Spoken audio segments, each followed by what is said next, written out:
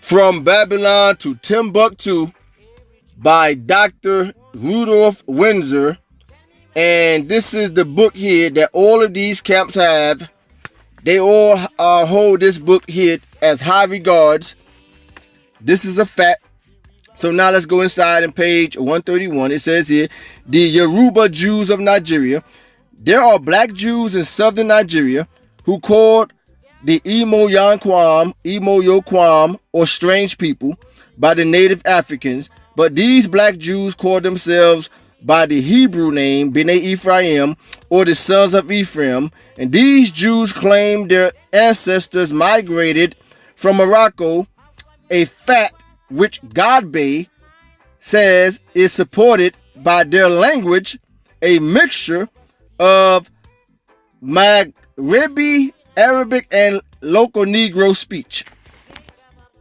For those of you who have the book From Babylon to Timbuktu, this is page 131. So I am not going to read the remaining paragraph.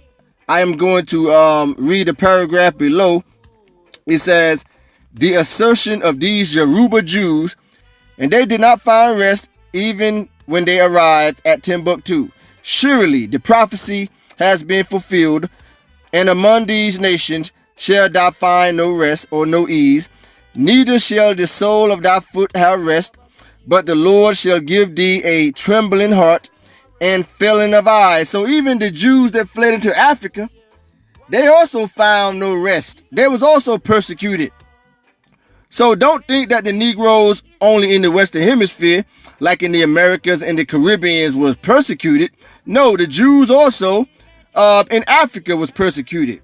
So it says here, these Yoruba Jews lived in the Ondo district when Godbey wrote. Let's continue on the next page. When Godbey, it says again, when Godbey wrote in 1930, even way back in 1930, the Jews was keeping Torah in Africa.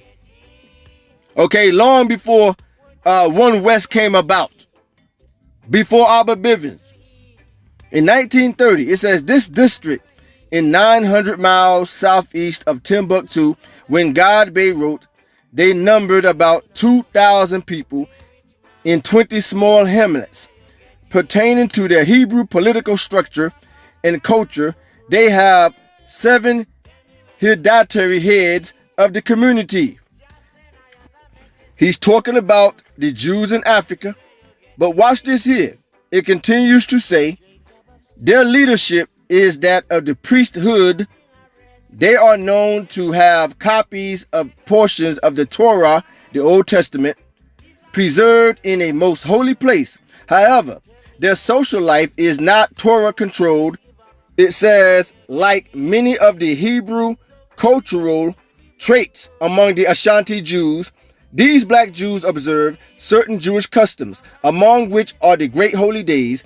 In almost every way, these black Jews are like the Yorubas, Yoruba Jews, and are hardly distinguishable from them, except for some outstanding Hebrew observances. But look what it says here. One of the most notable among these black Jews was a young man named Bata Kinde Amgoza Lo Bagola. Again, his name is Bata Kinde Amgoza Lo Bagola. And this is his picture right here. You are looking at him right here. A black Jew. It continues to say, who was taken from Wida, which is Judah, and Dahomey, which also means the home of Dan, to Scotland. And then it says, after he had received 4 years of the white man's education, he returned to his home in Africa. And so inside the book Timbuktu, that is on page 131 and 132. Now, I have the book that mentions this Hebrew, who happens to be from the tribe of Ephraim. And this book was published in 1930. As we just read, from Babylon to Timbuktu, it references his name, Batakinde Amgoza Bagola. It says a black Jew descended from the lost tribes of Israel. You see that? Descended from the lost tribes of Israel, a savage who came out of the African bush. Okay, out of the African bush. So let's go inside to see. So again, it says La Bagola, and right here it says the black Jews of the Ondo bush, or the Undu bush, on page 42. It copyrighted 1930. Okay, copyrighted in 1930. Copyrighted in 1930. And I have a copy of this book. Okay, this man that is referenced in Babylon to Timbuktu on page 132. So it said the black Jews of the Undu bush on page 42. So now let's go to page 42. Let's go inside to see what it says on page 42. Page 42. Let's see and read what it says. Now right here, page 42, it says the black Jews of the Undu bush. Now it says here, it says, well, I have it highlighted, B'nai Ephraim. You see that? He come from the tribe of Ephraim. B'nai Ephraim. The other native called them Imu Yaquam, as I just mentioned from Babylon to Timbuktu, or the strange people. My people, the children of Ephraim, he says, have part of the Hebrew Torah, written in the script Aramaic. Written in the script Aramaic. Because when the 10 tribes left and migrated into Africa, they was speaking and writing in the Aramaic tongue.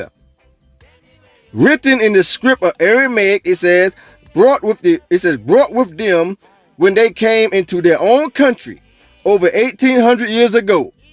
He says, our Torah is not written in ink, but burned into parchment by a hot iron, and therefore no letter can be changed.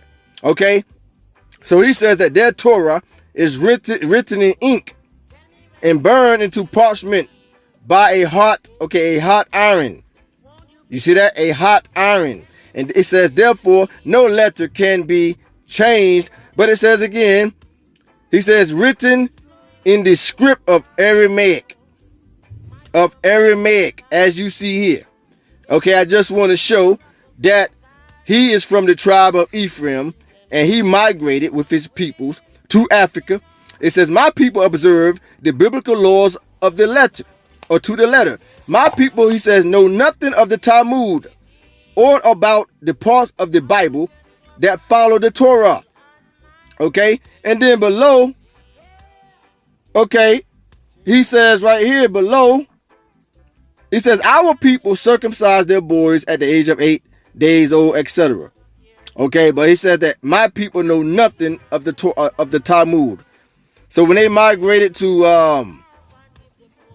Africa from Assyria, he said that his people knew nothing about the Talmud. But again, he says, we have the part of the Hebrew Torah written in the script of Aramaic. Okay, the Native American Indians did not have the Aramaic. They did not have the Aramaic. Now look how he said the 10 tribes got to Africa. He says, we crossed from Morocco directly south over the Sahara Desert. He says, another stupendous undertaking. Okay, he said that they crossed from Morocco directly south over the Sahara Desert. And then he says, the story goes that children were born and grew to be men and women and died, and that their children grew up and had children. Before we finished that great journey across the Sahara south of Morocco, he said, finally we reached the famous town of Timbuktu, the oldest city in Africa. Okay, so they reached Timbuktu, the oldest city in Africa. But when you continue to read, it talks about them leaving Timbuktu, and they continue to journey and travel, etc. Okay, he says, so many people, so many of our people had died because of impure water.